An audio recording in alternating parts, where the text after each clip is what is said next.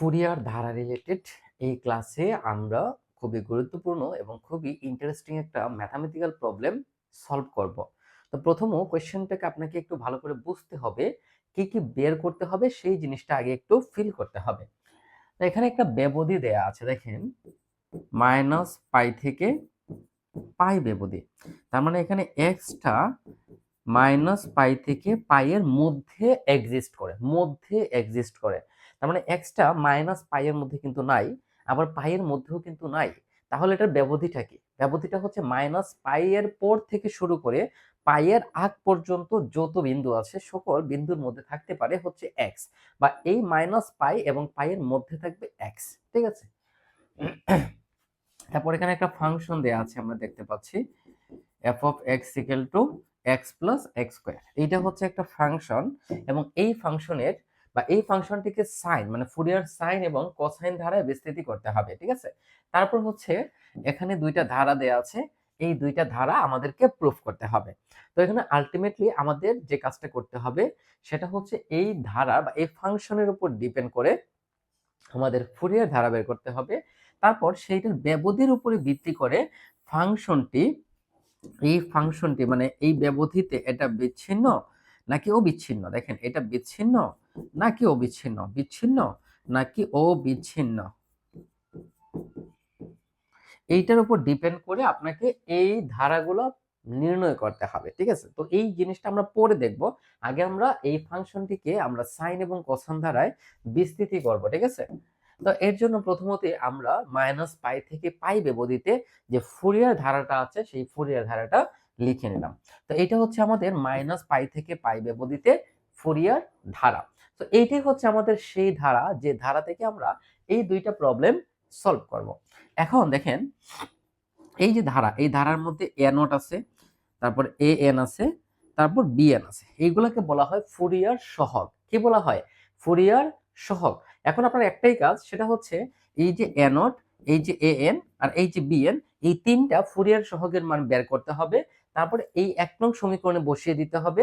বসিয়ে দেওয়ার পরে এখানে যে এন এর মান আছে 1 থেকে ইনফিনিটি, ওইরকম 1 2 3 4 5 6 এরকম মানগুলো বসিয়ে যে ধারাটা পাবেন সেটি হচ্ছে আমাদের -পাই থেকে পাই ব্যবধিতে ফুরিয়ার ধারা। ব্যাপারটা বুঝেছেন? এখন দেখেন এই যে A not, A N, B N, এই ফুরিয়ার সহগগুলোর কিন্তু সূত্র আছে যেটা আমরা ফুরিয়ার ধারাতে শিখেছি। সেই সূত্রগুলোর উপর ডিপেন্ড করে হচ্ছে আমরা এই প্রবলেমটাকে সলভ করব। তো এটা হচ্ছে আমাদের এ নটের সূত্র, যে এ নট সমান হচ্ছে 1/পাই -পাই থেকে পাই f of x dx। এখন এই যে f of x, এই f of x সমান কত? আমাদের এখানে f of x সমান হচ্ছে কত? x plus x square. f of x সমান হচ্ছে x plus x square. So আমরা আমরা জাস্ট এই f of x এর জায়গাতে x plus x স্কয়ার বসিয়ে দেব। ঠিক আছে? তো দেখেন x plus x স্কয়ার বসিয়ে দিলাম। এখন x dx, x square dx, মানে এখানে দুইটা পার্ট আছে, একটা হচ্ছে x, একটা হচ্ছে x স্কয়ার। এই দুইটাকে কিন্তু x এর সাপেক্ষে ইন্টিগ্রেশন করতে হবে, x এর সাপেক্ষে ইন্টিগ্রেশন করতে হবে। কিন্তু মজার বিষয় হচ্ছে এখানে দেখেন একটু আমরা বলছি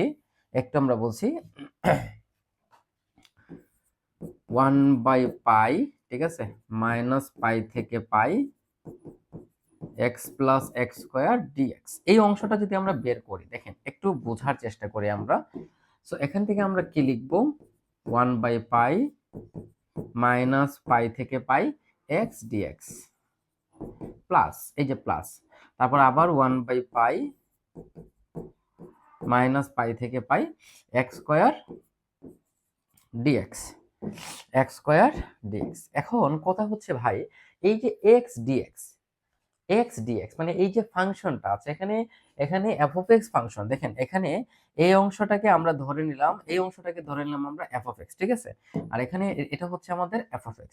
এখন দেখেন তো এই যে f of x ফাংশনটা, এই যে f of x ফাংশনটা x dx, x x যে ফাংশনটা x মানে f of x সমান যদি আমরা x ধরি, দেখেন f of x সমান যদি আমরা x ধরি, তাহলে এটা জোড় ফাংশন নাকি বেজোড় ফাংশন? ডেফিনেটলি বেজোড় ফাংশন। ডেফিনেটলি কি? বেজোড় ফাংশন। তাহলে দেখেন যদি আমরা x ইকুয়াল টু -x বসাই, তাহলে হবে f of -x সমান -x, তাহলে মাইনাস আর x বলতে হচ্ছে f of x। তাহলে এখান থেকে আমরা কি পেয়েছি? f of -x সমান -f of x। সো এই যে শর্তটা, এটা হচ্ছে বেজোড় ফাংশনের শর্ত। অর্থাৎ এফ অফ মাইনাস এক্স সমান যদি মাইনাস এফ অফ এক্স হয়, তখন এই এফ অফ এক্স ফাংশনটাকে বেজোড় ফাংশন বলা হয়ে থাকে। কি বলা হয়ে থাকে?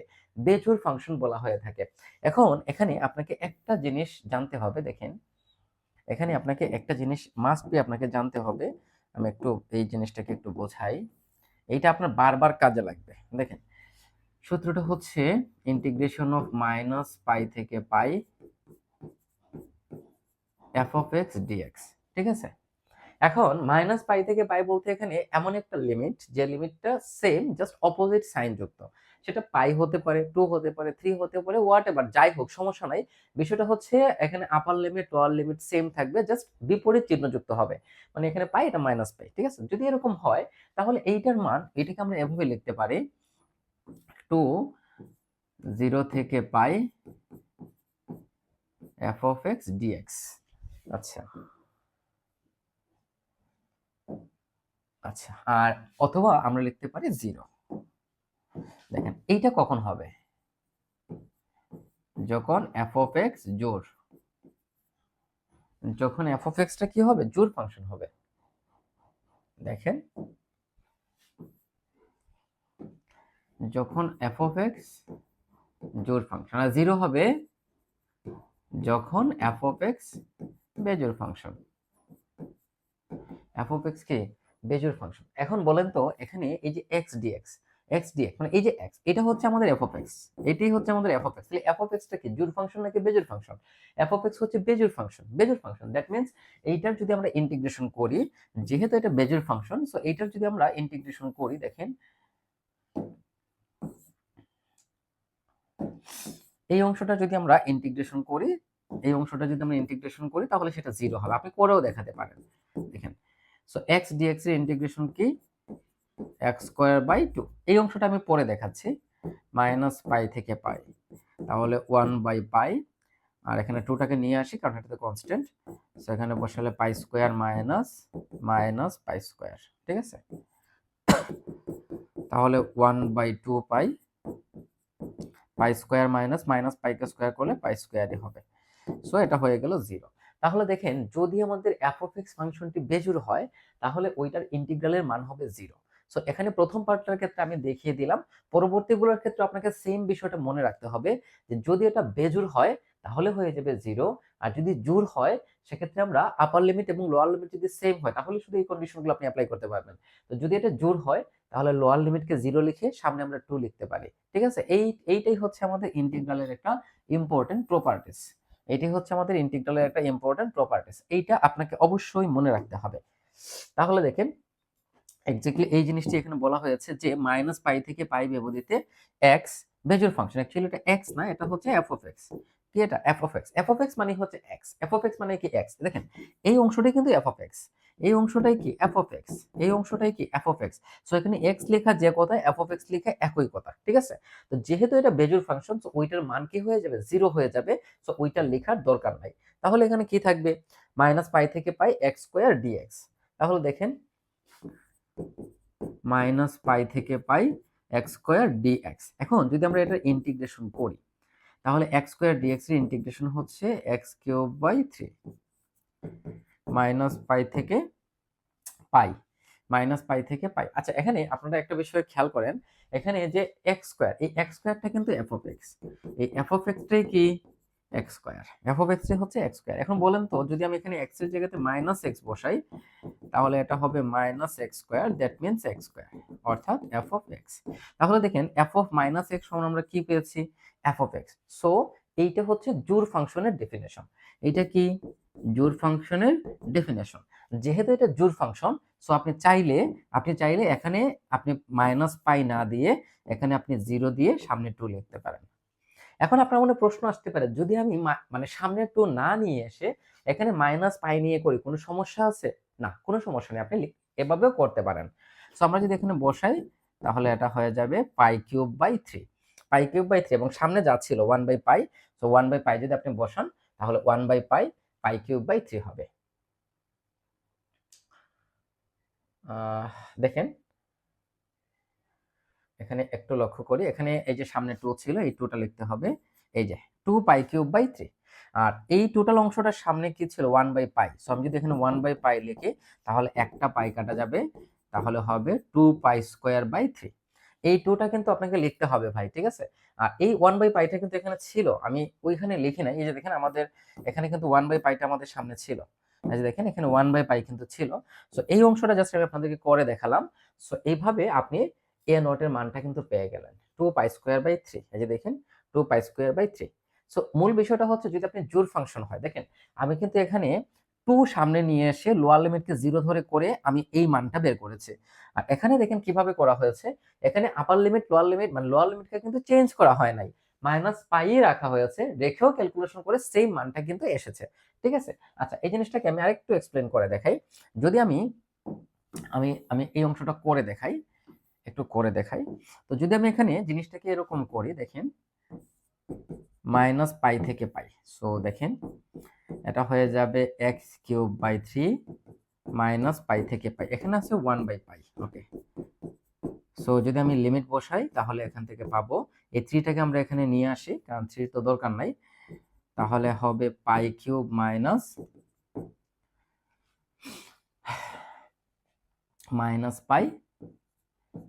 ওকে, তাহলে 1/3π, এটা হয়ে যাবে π³ -π³ মানে -কিউব, তাহলে মাইনাস মানে আছে প্লাস, তাহলে এখান থেকে পেয়ে যাব 2π³/3π। সো একটা পাইকে কেটে দিলে 2π²/3। দেখেন দুইটা কিন্তু একই জিনিস, আপনি এভাবে করলে যে কথা, এভাবে করলে একই কথা। সো আপনি আপনার ইচ্ছা মতো করতে পারেন, কোনো সমস্যা নাই, ঠিক আছে। সো দেখেন এখান থেকে আমরা খুব সুন্দর করে এখান থেকে আমরা এটা কিসের মান বের করেছি, এ নটের মান বের করেছি, মানে একটা ফুরিয়ার সহগের মান বের করেছি, ঠিক আছে। তো এখানে ফুরিয়ার সহগ আছে কয়টা, 3টা। সো এখন আমরা এ এন এর মান বের করব। সো এটা হচ্ছে এ এন এর সূত্র, জাস্ট আমরা সূত্রটা বসিয়ে দিলাম। এখন এই যে এফ অফ এক্স, এই এফ অফ এক্স সমান হচ্ছে এক্স প্লাস এক্স স্কোয়ার, এই যে লিখে নিলাম। এখন এখানেও আমরা দুইটা পার্ট পেয়ে যাব, দেখেন এখানেও আমরা দুইটা পার্ট পেয়ে যাব। একটা হচ্ছে x cos n x dx, আর একটা হচ্ছে x square cos n x dx. এখন লক্ষ্য করেন, একটা পাবো আমরা এক্স cos nx dx, আরেকটা পার্ট পাবো আমরা x square cos nx dx, এবং সবগুলো অংশের সামনে কিন্তু 1/π আছে। তো 1/πটা তো আর এখানে মেজর কোনো বিষয় না, কারণ ওইটা জাস্ট শেষে গুণ করে দিলে আপনার কাজ হয়ে যাবে। তো মূল বিষয়টা হচ্ছে এই যে এখানে দুইটা পার্ট, একটা x আর একটা হচ্ছে x স্কয়ার, মানে x cos nx dx plus x square cos nx dx। এখন এই যে x cos nx dx এটি কিন্তু একটা বেজোড় ফাংশন, এটা কিন্তু একটা বেজোড় ফাংশন, যেহেতু এটা বেজোড় ফাংশন এটার মান হয়ে যাবে 0। তো প্রশ্ন হচ্ছে কিভাবে বেজোড় ফাংশন, এই অংশটাকে ধরতে হবে x, অর্থাৎ x cos nx এটাকে f of x ধরতে হবে, ঠিক আছে।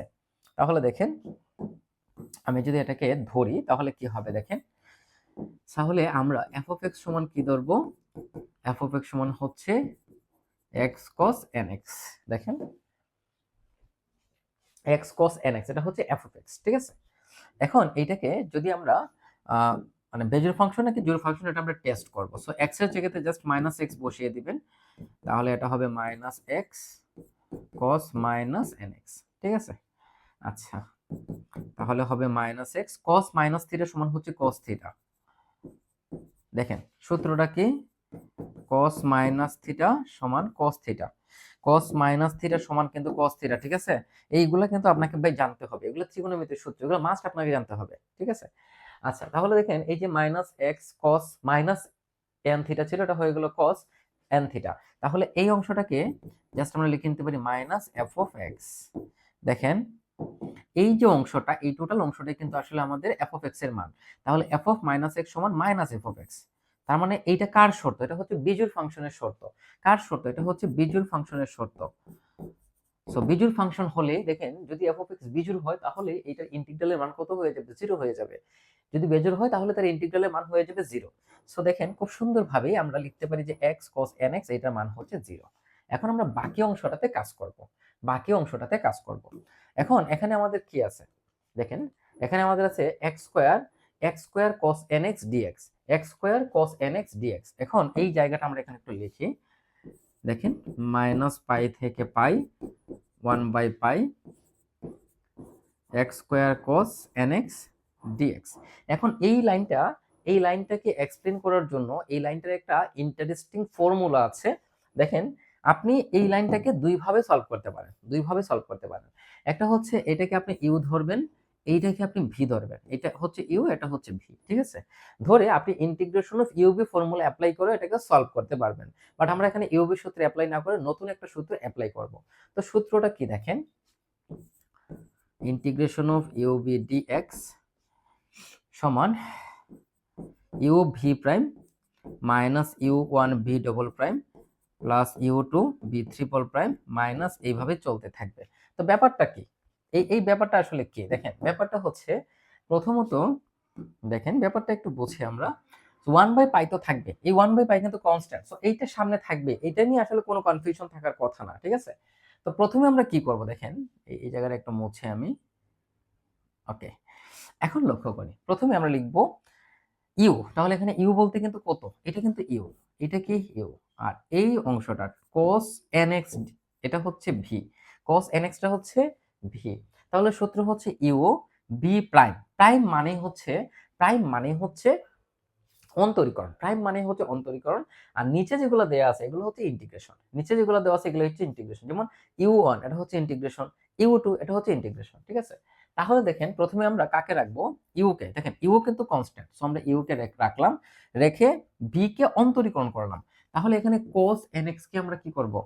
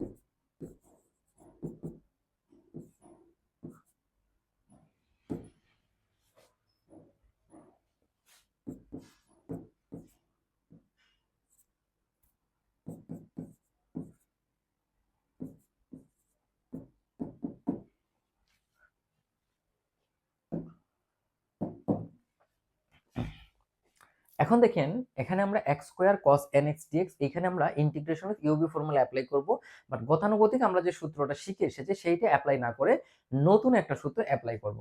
তো এটা হচ্ছে নতুন সূত্র। সো এটাকে আমরা একটু এক্সপ্লেন করি। এই v1 মানে হচ্ছে এটাকে ইন্টিগ্রেশন বোঝানো হয়, v1 মানে কি ইন্টিগ্রেশন, ঠিক আছে?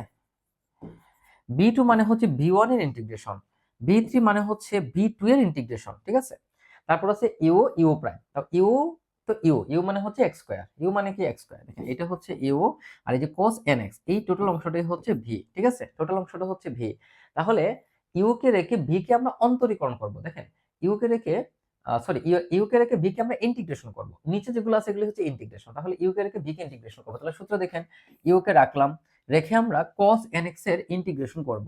তাহলে আমরা জানি integration of cos nx dx, এইটার সূত্র হচ্ছে sin nx বাই n, এটা হচ্ছে cos nx এর ইন্টিগ্রেশনের সূত্র। তাহলে দেখেন sin nx বাই n, তারপরে কি বলেছে মাইনাস, এই যে দেখেন মাইনাস, ঠিক আছে? তারপরে কি বলেছে ইউ প্রাইম, তার মানে ইউ এর অন্তরীকরণ, প্রাইম মানে অন্তরীকরণ, আর নিচে যেগুলো আছে এগুলো হচ্ছে ইন্টিগ্রেশন। তাহলে এখানে ইউ বলতে কি ছিল x স্কয়ার, তো x স্কয়ারের অন্তরীকরণ কত 2x, x স্কয়ারের অন্তরীকরণ কত 2x, ওকে। তারপরে কি বলেছে v2, তার মানে v1 যেটাকে ছিল সেটাকে ইন্টিগ্রেশন করতে হবে।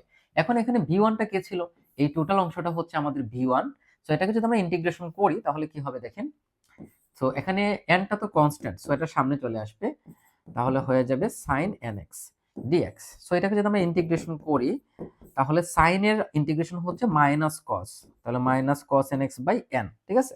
Minus cos nx by n, এই n আর এই n গুণ করে হয়ে গেল n স্কয়ার, আর উপরে হচ্ছে মাইনাস cos nx, এই যে মাইনাস cos nx।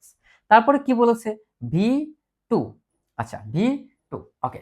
তারপর হচ্ছে প্লাস, এই যে দেখেন plus you triple prime, sorry এটা ইউ ডবল প্রাইম, মানে এখানে ইউ প্রাইমের যে মান ছিল সেইটাকে আবার অন্তরীকরণ করতে হবে। এখন এখানে ইউ প্রাইম কি ছিল 2x, তো 2x এর অন্তরীকরণ কত 2, মনে রাখতে হবে ইউ কে করতে হবে অন্তরীকরণ, বি কে করতে হবে ইন্টিগ্রেশন। ইউ কে করতে হবে অন্তরীকরণ, বি কে করতে হবে ইন্টিগ্রেশন। জাস্ট এই জিনিসটা মনে রাখবেন। সো 2x এর অন্তরীকরণ হচ্ছে 2। এখন এই অংশটাকে আমরা আবার ইন্টিগ্রেশন করব, ঠিক আছে? এখন দেখেন এই অংশটাকে যদি আমরা আবার ইন্টিগ্রেশন করি তখন ব্যাপারটা কি দাঁড়ায়, তখন আমাদের লাইনটা কি, তখন এই যে মাইনাস মানে -1/n², এই যে -1/n² থাকবে আর এখানে থাকবে cos nx dx। সো দেখেন এটাকে যদি আমরা ইন্টিগ্রেশন করি তাহলে cos x এর ইন্টিগ্রেশন হচ্ছে sin nx, cos nx এর ইন্টিগ্রেশন হচ্ছে sin nx, ঠিক আছে? তাহলে এটা হয়ে যাবে minus sin nx divided by n cube. এই যে দেখেন minus sin nx by n cube. তো n কিউবটা কিভাবে হয়েছে, আগের n স্কয়ারের সাথে এই n গুণ করে হচ্ছে n কিউব। তো এই যে হচ্ছে n কিউব। কিন্তু খেলা কিন্তু এখনো শেষ হয় নাই। এরপরে কি সূত্র অনুযায়ী এরপরে কি, এরপরে হচ্ছে মাইনাস। দেখেন plus minus plus minus plus minus plus minus plus minus plus minus এইভাবে এটা চলতে থাকবে। তাহলে এরপরে কি মাইনাস, এরপরে কি মাইনাস, তাহলে মাইনাস।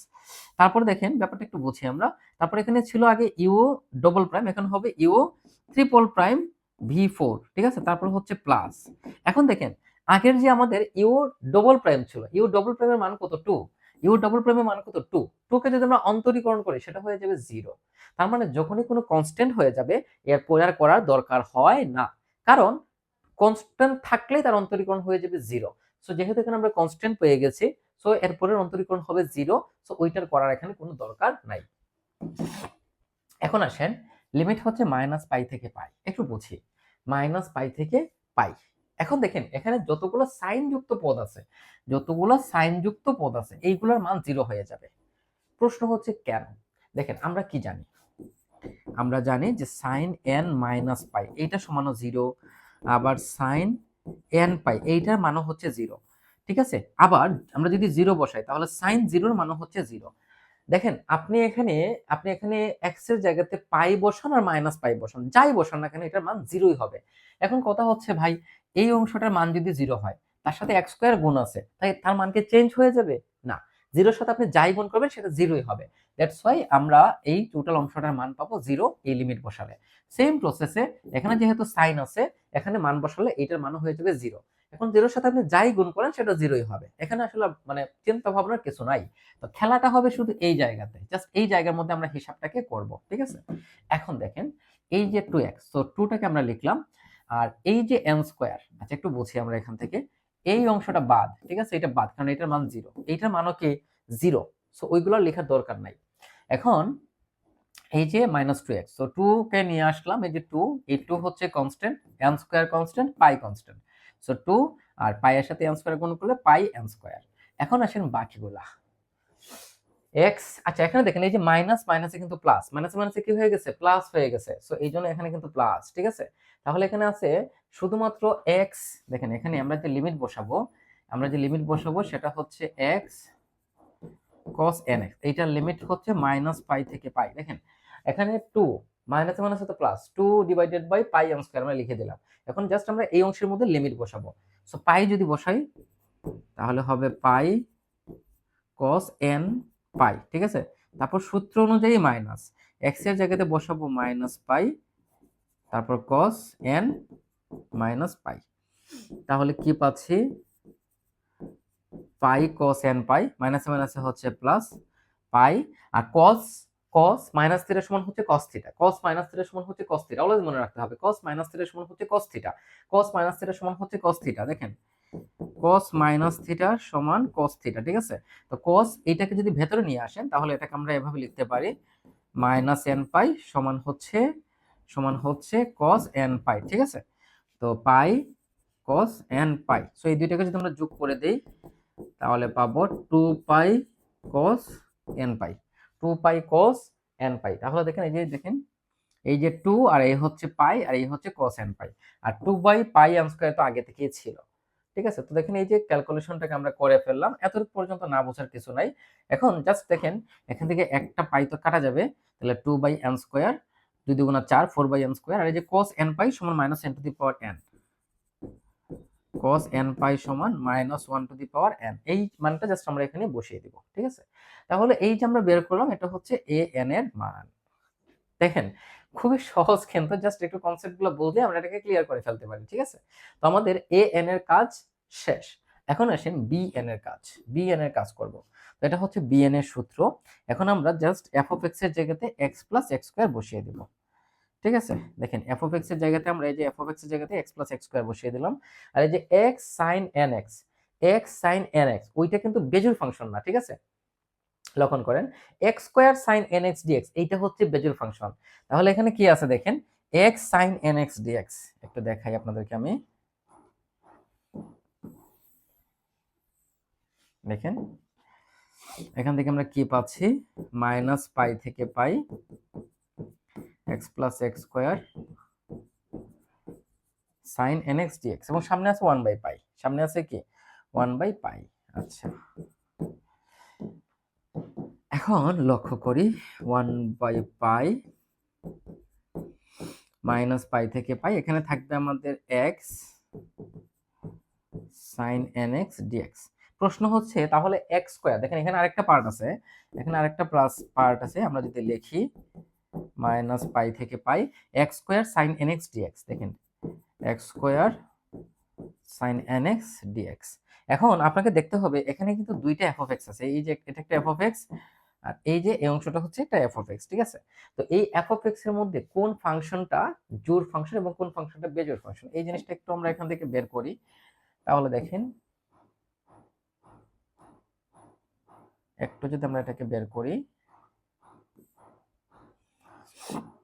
দেখেন সো এই পার্টটা আমরা একটু দেখি এক্স স্কোয়ার, দেখেন এখানে তাহলে এফ অফ এক্স সমান আমরা কি ধরবো, এক্স স্কোয়ার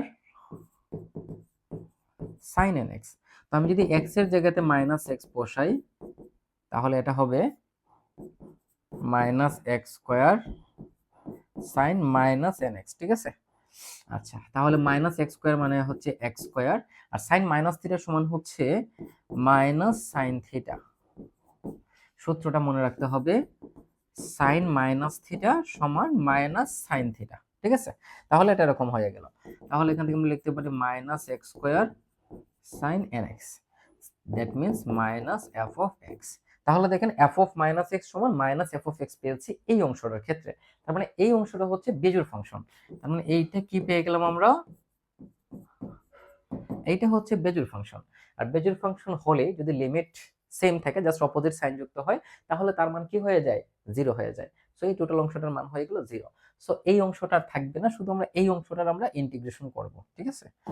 সো আমরা এই অংশটাকে মুছে দিলাম, এই অংশটা আর থাকবে না, সো এইটার মান হয়ে গেল জিরো। দেখেন দেখেন ভাই, এই যে দেখেন x sine x dx, so এখানে আমরা এক্স সাইন এক্স ডিএক্স কে আমরা ইন্টিগ্রেশন অফ ইউভি সূত্রে অ্যাপ্লাই করব, ঠিক আছে? সো এই ইন্টিগ্রেশন অফ ইউভি সূত্রটা কিভাবে হয় আমরা একটু দেখি। আচ্ছা so 1 by pi minus pi থেকে pi X sine N x DX, X sine N x dx. So এখানে আমরা সেই সূত্রটা অ্যাপ্লাই করব, যে সূত্রটা আমরা আপনাদেরকে দেখিয়ে দিয়েছিলাম। তো সূত্রটা কি দেখেন, ইউ ইউ ভি ওয়ান, একটু লক্ষ্য করি এখানে এটা হচ্ছে ইউ, এটা হচ্ছে ভি, ঠিক আছে? আচ্ছা আমি একটু লিখি, এটা হচ্ছে আমাদের ইউ আর এইটা হচ্ছে আমাদের ভি, এইটা হচ্ছে আমাদের ইউ আর এইটা হচ্ছে ভি, ঠিক আছে? তাহলে সূত্রটা কি ভাই, সূত্রটা হচ্ছে এরকম, দেখেন সূত্রটা হচ্ছে এরকম, integration of u v dx সমান ইউ ভি ওয়ান, দেখেন একটু লক্ষ্য করি, u v one minus u prime v two, u prime v two plus u double prime v three minus u triple prime v four, এইভাবে এটা চলতেই থাকবে, ঠিক আছে? এইভাবে এটা চলতেই থাকবে। এখন এই ফর্মুলাটা এক্স্যাক্টলি আমরা এখানে অ্যাপ্লাই করব। সো এটা যদি আমরা অ্যাপ্লাই করি তাহলে কিভাবে কি হয় দেখেন, সো 1/পাই। সো প্রথমত আমরা ইউ কে রেখে ভি কে ইন্টিগ্রেশন করব। দেখেন ইউ যতগুলো আছে ইউ এর ক্ষেত্রে অন্তরীকরণ, ভি কে ইন্টিগ্রেশন, ইউ কে অন্তরীকরণ, ভি কে ইন্টিগ্রেশন। তাহলে ইউ, এখানে ইউ বলতে হচ্ছে এক্স, ঠিক আছে? ভি ওয়ান তার মানে এখানে যে ভি, এই ভি এর ইন্টিগ্রেশন করতে হবে। তাহলে সাইন এন এক্স এর ইন্টিগ্রেশন কি, সাইন এন এক্স এর ইন্টিগ্রেশন হচ্ছে cos nx বাই n, ঠিক আছে? Minus cos nx by n, দেখেন minus cos nx by n, এই যে এক্স্যাক্টলি এরকম। তারপর সূত্র অনুযায়ী কি মাইনাস, সূত্র অনুযায়ী মাইনাস। তারপরে কি বলেছে দেখেন, তারপর বলেছে ইউ প্রাইম, প্রাইম মানে ইউ কে অন্তরীকরণ, ইউ কে অন্তরীকরণ। তাহলে এখানে ইউ বলতে কত ছিল, এইটা না, কিন্তু এটা কাউন্ট করতে হবে এক্স। তাহলে এক্স এর অন্তরীকরণ কত, 1, এক্স এর অন্তরীকরণ কত, 1। ওকে, তারপর কি করতে হবে, v2। তার মানে এই অংশটা হচ্ছে আমাদের v1। দেখেন এই অংশটা কি আমাদের v1, একটু বুঝি। এই অংশটা হচ্ছে আমাদের v1, ঠিক আছে, এই অংশটা হচ্ছে v1। এই v1 কে ইন্টিগ্রেশন করতে হবে, v1 কে ইন্টিগ্রেশন করতে হবে। তাহলে দেখেন এখানে একটা n আগে থেকে ছিল, তাহলে একটা মাইনাসও ছিল। cos nx, cos nx এর ইন্টিগ্রেশন হচ্ছে sin nx by n, sin nx by n। তাহলে এক্স্যাক্টলি এরকম হয়ে যাবে, ঠিক আছে।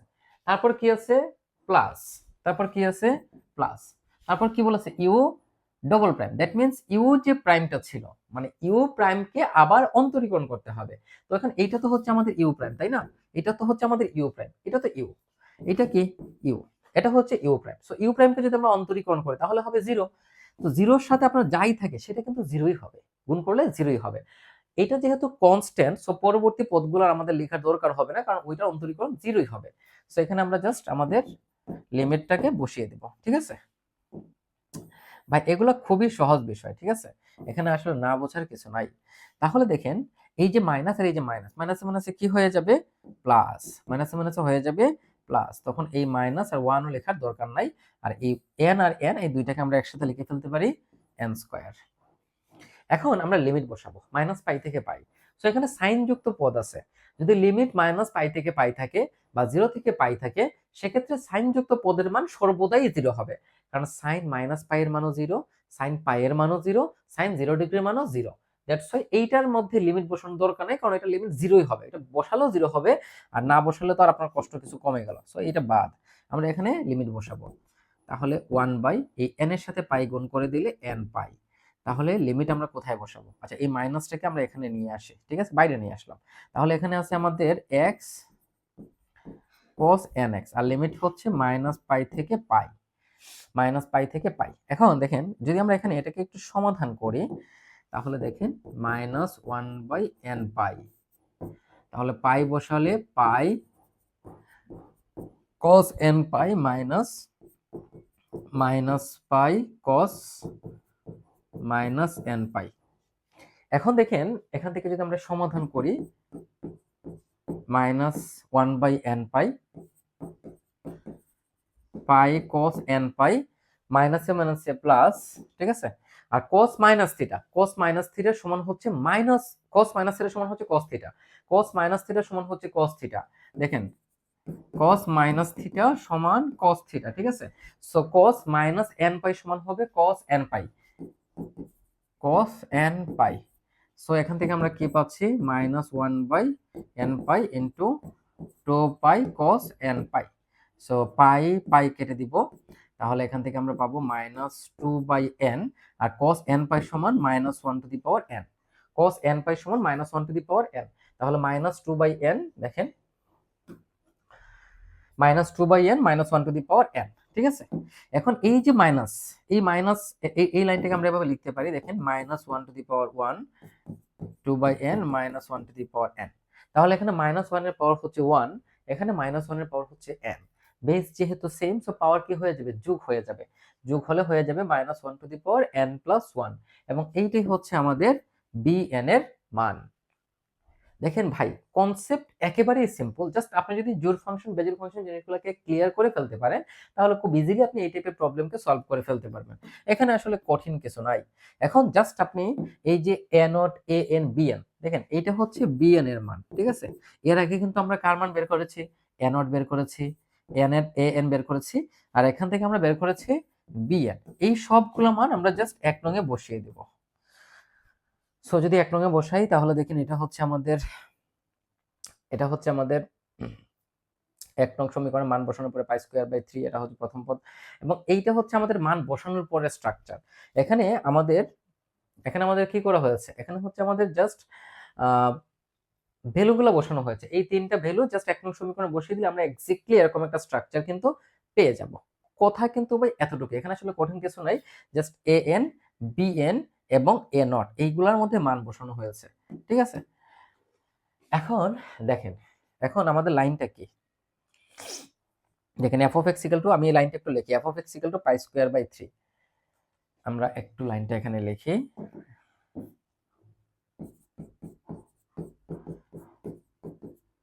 F of x equal to pi square by 3 plus n equal to 1 থেকে ইনফিনিটি, n ইকুয়াল টু 1 থেকে ইনফিনিটি, তারপর এখানে কি আছে 4 minus 1 to the power n by n square,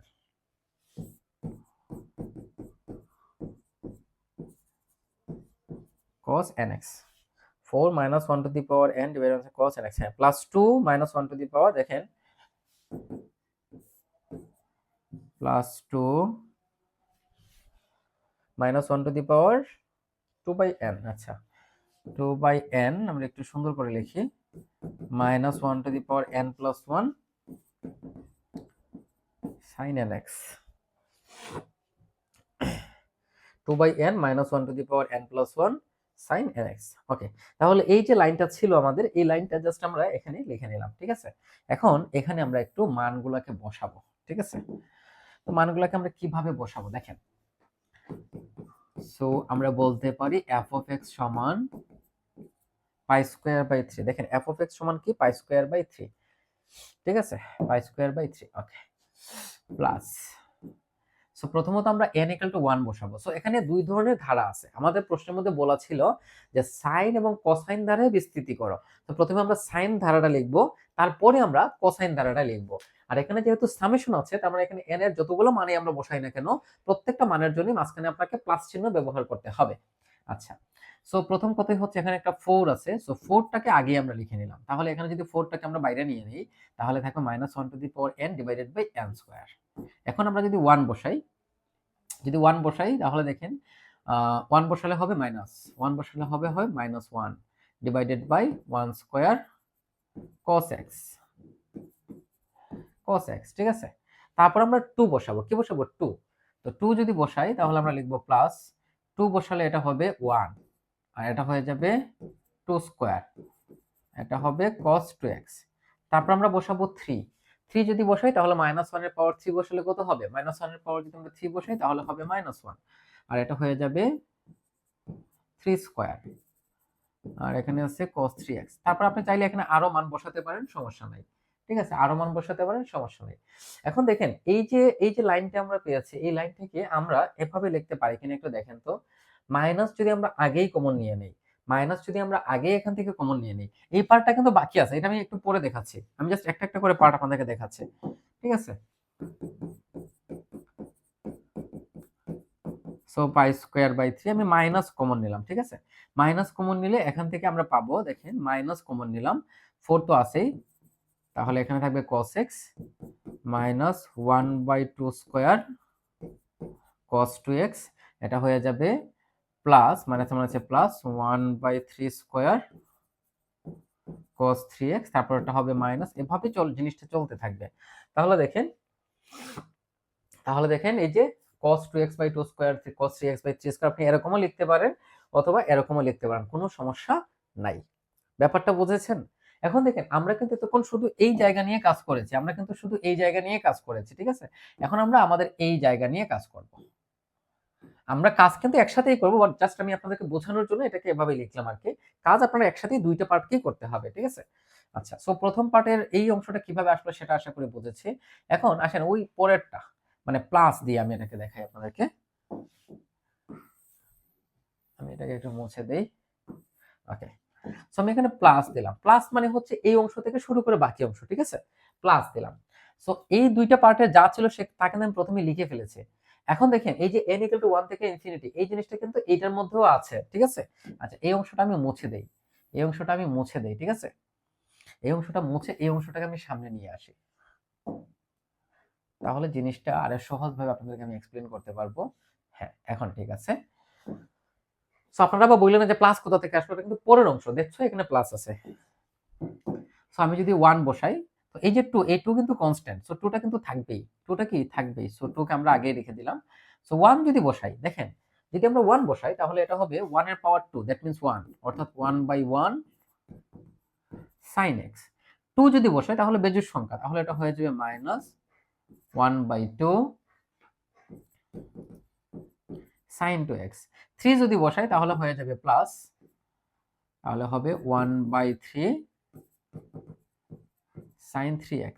4 যদি বসাই তাহলে হয়ে যাবে মাইনাস 1/4 সাইন 4x। তো এইভাবে জিনিসটা কিন্তু চলতে থাকবে, ঠিক আছে। তাহলে দেখেন কি হয়ে গেল, আমরা 1/1 মানে তো আর লেখা দরকার নাই, sine x minus half sine 2x plus 1/3 sine 3x plus minus 1/4 sine 4x। এই যে দেখেন এই অংশটা, sine x minus sine 2x/2 sine 3x/3। এই যে দেখেন sine 2x/2 sine 3x/3 exactly এরকম। সো এই দুইটা পার্টকে যখন আপনি একসাথে লিখবেন তখন আমরা স্ট্রাকচারটা এক্স্যাক্টলি এরকম দাঁড়াবে, ঠিক আছে। সো এইটাই হচ্ছে আপনার যে আমাদের বলা ছিল যে ফুরিয়ার সাইন এবং ফুরিয়ার কোসাইন দ্বারা বিস্তৃতি করো, এইটাই হচ্ছে ফুরিয়ার সাইন এবং কোসাইন ধারা। এখন আমরা ধারা দুইটাকে প্রুফ করব।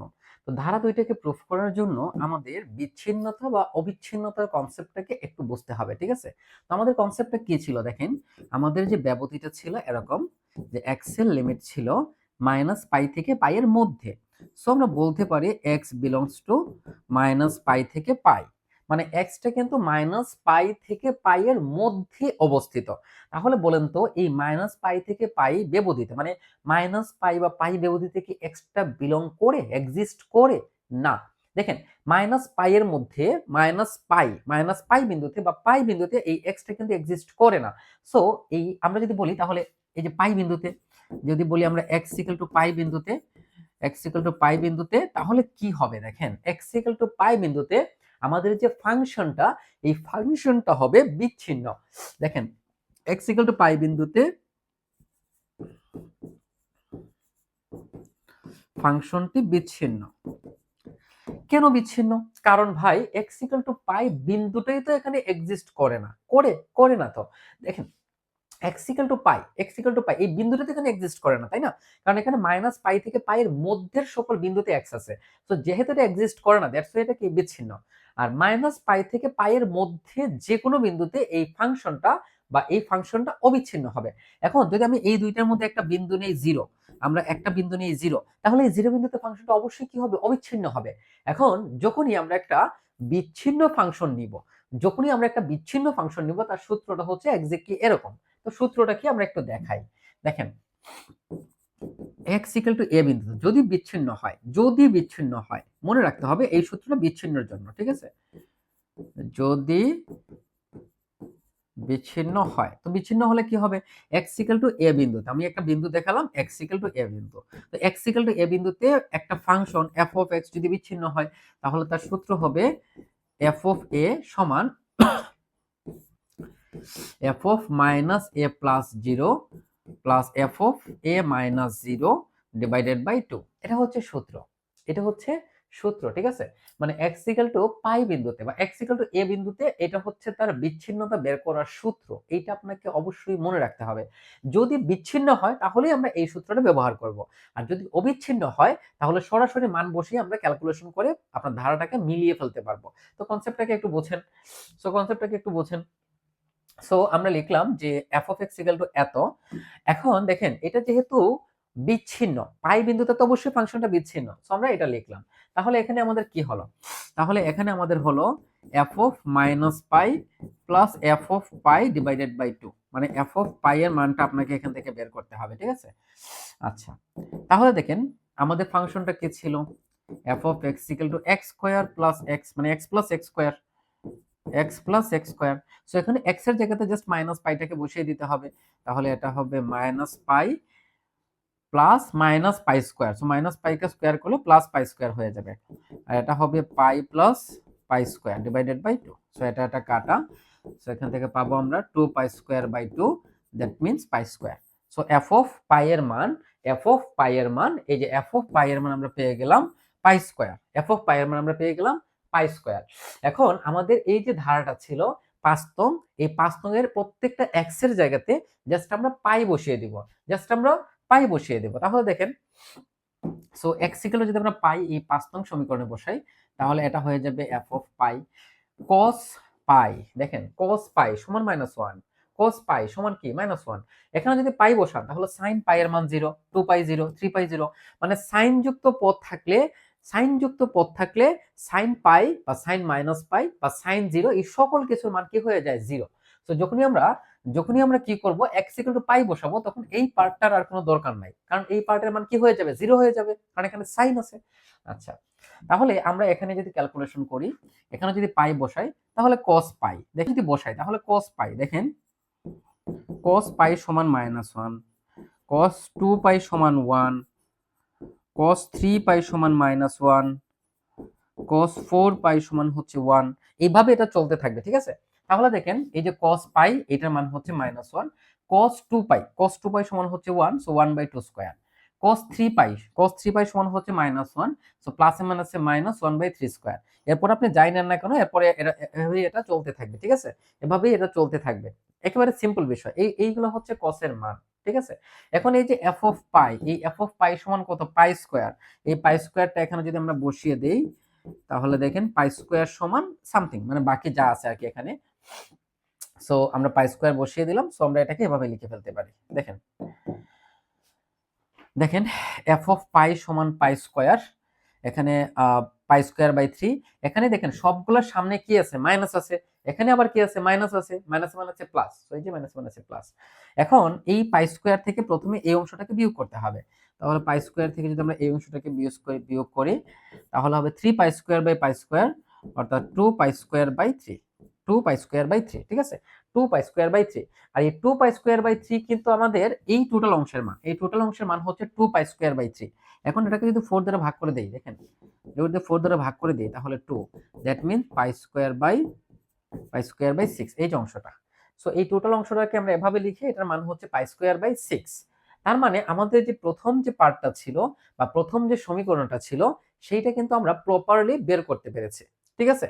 এখন এখানে আরেকটা সমীকরণ আছে, আরেকটা সমীকরণ আপনাকে প্রুফ করতে হবে। তো ওইটার জন্য আমরা ধরে নিব f অফ 0। দেখেন x ইকুয়াল টু 0 বিন্দুটা, এটা তো মাইনাস পাই থেকে পাই এর মধ্যে আছে, সো ওই বিন্দুতে কিন্তু ফাংশনটা অবিচ্ছিন্ন। তো অবিচ্ছিন্ন তাহলে সূত্র লেখার দরকার হয় না, সরাসরি বসাই দিলেই হয়ে যায়। সো 0 বসালে এটা হয়ে যাবে 0। এখন 5 নং সমীকরণে জাস্ট 0 বসিয়ে দেন। তো 5 নং সমীকরণে যদি 0 বসিয়ে দেন তাহলে সাইন যুক্ত কোনো পদ থাকবে না, কারণ এগুলোর মান 0 হয়ে যাবে। আর cos 0 সমান হচ্ছে 1, cos 0 সমান হচ্ছে 1, সো সবগুলোর মধ্যে 1 আর বাকি যা ছিল তা। আর f অফ 0 সমান হচ্ছে 0, সো এটা সমান হয়ে গেল 0। তাহলে দেখেন এখান থেকে আমরা লিখতে পারি, দেখেন এখান থেকে যদি আমরা লিখি তাহলে আমরা লিখতে পারি 4 into 1 minus 1/2 square plus 1/3 square, এভাবে করে চলে যাবে, তারপর হচ্ছে পাই স্কয়ার বাই 3। এখন এই 4 কে যদি আমরা আর গুণন করে দেই 1 মাইনাস 1/2 স্কয়ার প্লাস 1/3 স্কয়ার, আর এই 4 কে আর গুণন করে দিলে এটা হয়ে যাবে পাই স্কয়ার বাই 12, এবং এইটাই হচ্ছে আমাদের সমাধান। কথা হচ্ছে ভাই কনসেপ্টগুলো খুবই সহজ, আপনি যদি জাস্ট একটু ফিল করতে পারেন তাহলে এগুলোকে খুব সহজেই আপনি বুঝতে পারবেন। এরপরেও যদি না বোঝেন প্রশ্ন করবেন, এবং আপনার এখানে একটা কাজ আছে, কাজটা হচ্ছে এই সেম প্যাটার্নের আরেকটা প্রশ্ন আছে, দেখেন এই যে প্রশ্নটা। তো এখানে লক্ষ্য করেন আমরা এতক্ষণ যে প্রবলেমটাকে সলভ করেছি সেটা হচ্ছে x প্লাস এক্স স্কোয়ার, আর এখানে যে প্রশ্নটা আছে সেটা হচ্ছে f of x equal to x minus X square, আর বাকি সব সেম, বাকি সব সেম, জাস্ট এখানে প্লাস এখানে হচ্ছে মাইনাস। সো এই প্রবলেমটা আপনারা নিজে নিজে সমাধান করবেন, আর সমাধান করতে গিয়ে যদি আপনার কোনো সমস্যা হয় তাহলে অবশ্যই প্রশ্ন করবেন। সেম প্যাটার্ন বাট ধারা কিন্তু চেঞ্জ হয়ে যাবে যেহেতু মাইনাস আছে। সো এটা সমাধান করবেন এবং অবশ্যই আমাদেরকে দেখাবেন। ধন্যবাদ।